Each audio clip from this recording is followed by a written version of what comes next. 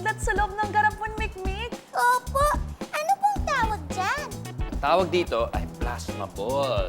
Oo.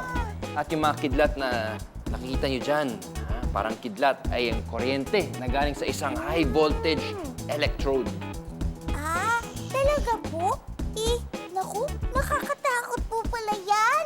Ay, huwag ka matakot, Mikmik. O, para mas maintindihan natin kung paano gumagana ang kuryente, mas maganda panoorin na lang natin ito. nga.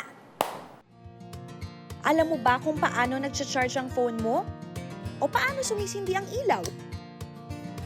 O bumubukas ang TV nyo? Dahil ordinary na para sa atin ang mga ito, hindi na natin napapansin ang extraordinary science sa likod ng gamit nating appliances at gadgets. Salungat sa iniisip ng marami, hindi si Benjamin Franklin ang nag-imbento ng kuryente dahil matagal nang meron ito sa kalikasan.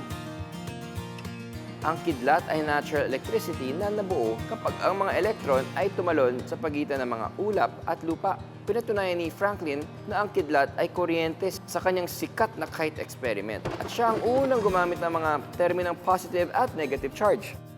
Kahit di nila ito inimbento, sila Franklin at Thomas Edison ay tumulong para magamit ang power ng kuryente sa ating bahay. Tinayo ni Thomas Edison ang unang planta ng kuryente noong 1882 sa New York City. Nagbigay ito ng kuryente sa 85 buildings. Ang mga power plant ngayon ay nagbibigay na ng kuryente sa libu-libong bahay sa pamamagitan ng mga power line na nakalatag sa ilalim at taas ng lupa. Ang electricity ay dumadaloy ng 90% na speed of light o 186,000 miles per second. Kaya napakabilis ng pag-on ng mga bagay na pinapatakbo nito. Trivia timer! True or false? Hindi gumagamit ng kuryente ang mga appliances kapag naka-off. Ang ibig sabihin ng off ay walang kuryente, di ba? Hindi rin. Kapag naka-off ang mga appliances at electronics, pero naka-plug pa rin, gumagamit ito ng idle electricity. Kaya ang sagot ay false.